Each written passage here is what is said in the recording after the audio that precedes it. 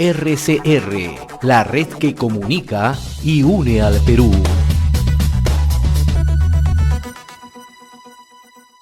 Es grato conversar a esta hora con la doctora Valerie Pazoldán, epidemióloga de la Universidad Cayetano Heredia, reconocida científica social, especialista en política de salud pública. Doctora Pazoldán, qué gusto saludarla, como siempre un gusto conversar con usted. Un placer estar con todos ustedes, los televidentes, los oyentes y con usted, señor José Hernández. A ver, ¿qué medidas deberíamos aplicar? ¿Qué medidas se deben adoptar? ¿No? Porque ya el propio presidente del Consejo de Ministros ha indicado que eventualmente vamos a estar en una tercera ola. El ministro de Salud se ha reunido con directores regionales de salud el fin de semana, ¿no? Y todo parece indicar que los indicadores así lo van a conocer. Un tercer rebrote o una tercera ola, ¿no? En términos de política de salud pública, usted sigue muy de cerca justamente este tipo de casos, ¿no? Y sobre todo frente a la COVID-19, ¿no? ¿Qué medidas deberíamos adoptar, más allá del diagnóstico al cual ya lo conocemos los peruanos, ¿no? Pero qué medidas se tienen que adoptar de inmediato, ¿no? Miren, hemos tenido un año para reflexionar, para aprender rápidamente, para hacer ciertas cosas. Cuando empezó toda la pandemia, estábamos en un periodo de no saber nada de esta enfermedad, de tener que actuar con urgencia, de tener que habilitar hospitales con oxígeno.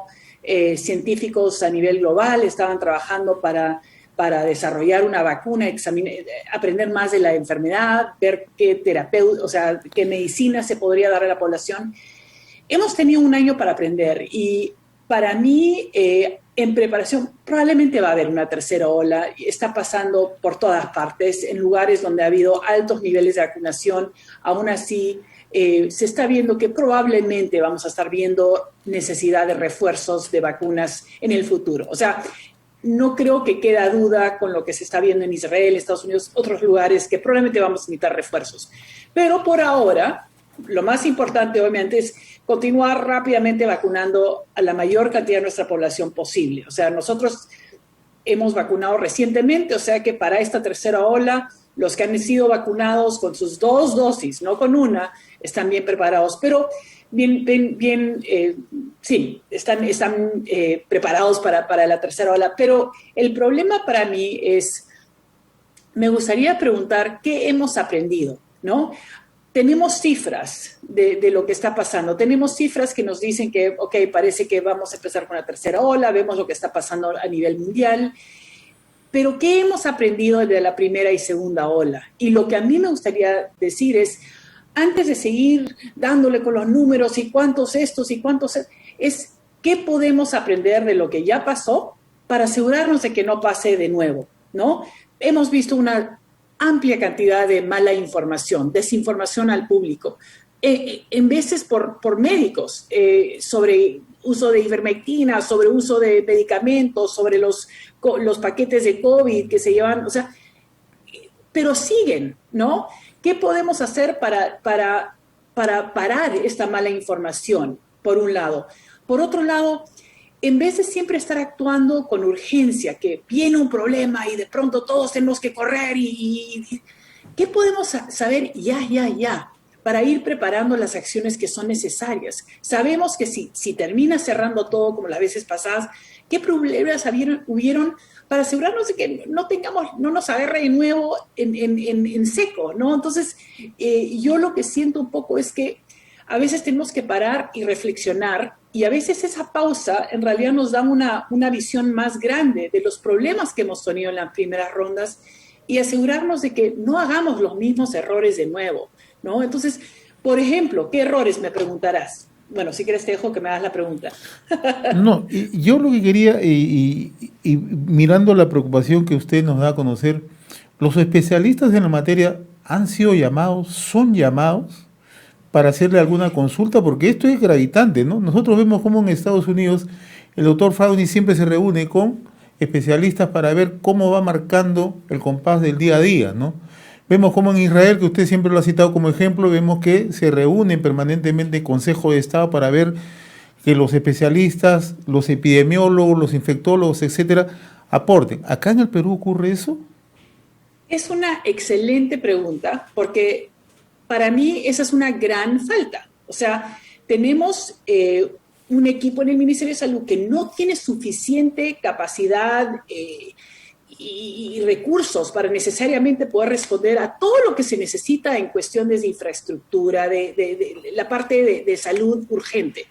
Pero tienes a todo un grupo de científicos que trabajamos en enfermedades infecciosas, que trabajan en sociología y antropología, que trabajan en políticas de salud. Y en el último año hemos tenido 3 presidentes, ¿verdad? Ahora estamos con el 4º. Entonces, tenemos bastante cambio y recambio, y eso significa que cuando estás tratando de hacer políticas de salud y avanzar, y cambia, y a mitad del proceso cambias. Entonces, ¿qué se necesita? Se necesita un grupo que no sea político, que sea una comisión o varias comisiones permanentes que ayuden a asesorar al Ministerio de Salud con temas del virus, con temas de cómo hacer distribución de comida. O sea, por ejemplo, al comienzo de la pandemia la vez pasada, la primera ola, se hizo la distribución de comida, por lo menos en ciertas partes del Perú, a través de las municipalidades y gobiernos regionales. Pero se distribuyeron cajas a casas, cuando en el Perú hace siglos, si habla con un antropólogo o un sociólogo, le va a decir, la mejor manera de distribuir es lo que ya está organizado, y lo que ya estaba organizado es hace años que usamos comedores populares, hace décadas, hace siglos que usamos comedores populares. Entonces, tal vez tenemos que hacer algún cambio al comedor popular porque no queremos que la gente esté yendo al comedor popular, pero ya tenemos una estrategia que ya ha sido elaborada con décadas, que no vamos a mejorarla con una cajita que va por casa. Entonces, ¿cómo podemos utilizar la experiencia y el conocimiento de los expertos que podrían ayudar a guiar diferentes elementos, ¿no? Transporte público, o sea, hemos estudiado tuberculosis, tenemos bastantes personas, científicos en Perú que han trabajado tuberculosis, que se transmite también a través de respiratorio, ¿no? ¿Qué se ha aprendido sobre ventilación de aire en los espacios, en la ventilación de aire en los combis o micros, en el transporte público? ¿Por qué no hemos llamado a estos expertos a ayudar? Entonces, y siento que no es solamente diferentes disciplinas, antropólogos, sociólogos, médicos, infectólogos, sanitarios, pero también diferentes sectores. El sector particular, privado, tiene mucha experiencia en manejar cosas rápidamente y eficientemente.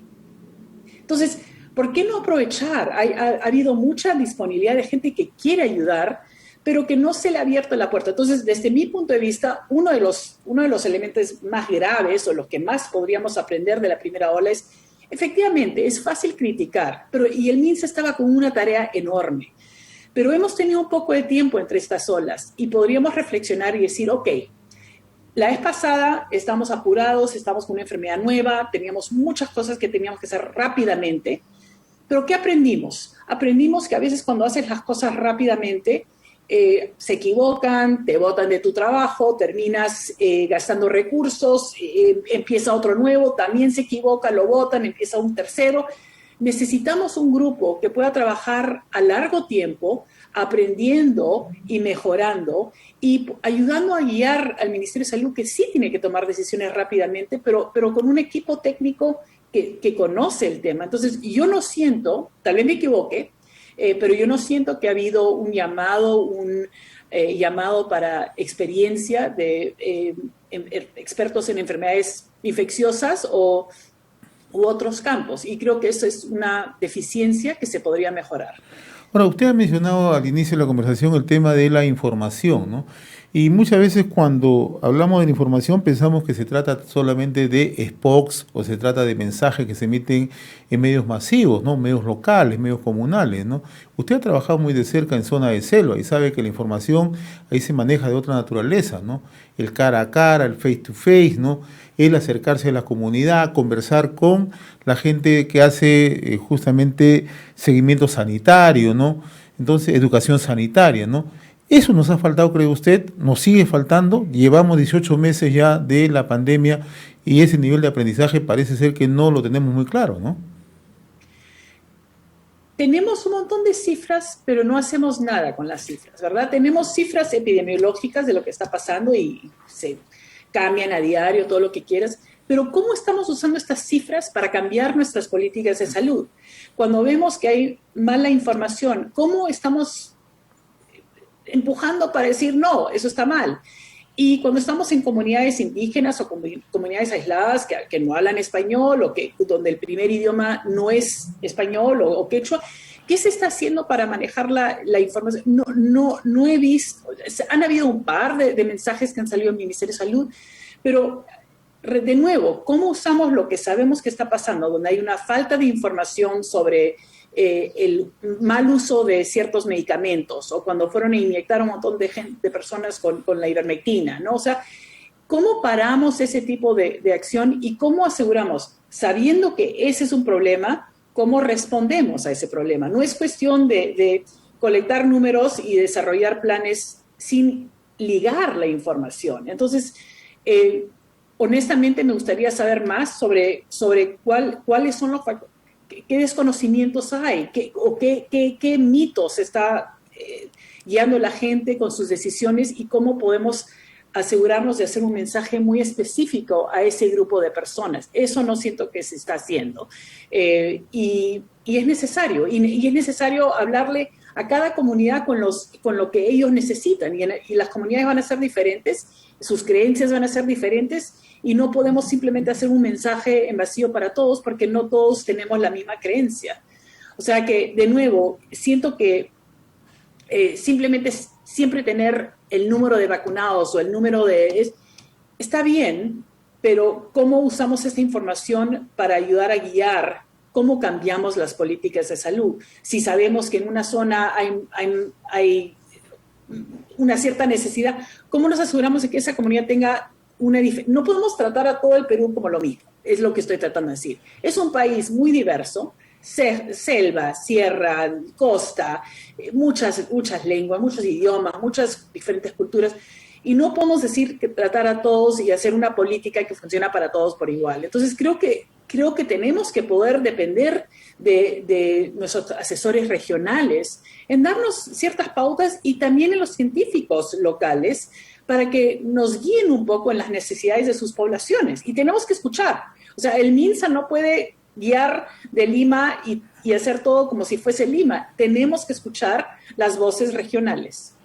En mucho se ha conversado acerca de la atención en el primer nivel de salud, ¿no? Es recurrente siempre cuando uno escucha a un ministro de Estado, un viceministro, sí, le vamos a poner énfasis, pero en la práctica no lo pone. Y esto obedece, yo ayer le escuchaba con mucha atención que usted mencionaba algo que se ha perdido de vista, la toma de decisiones, ¿no?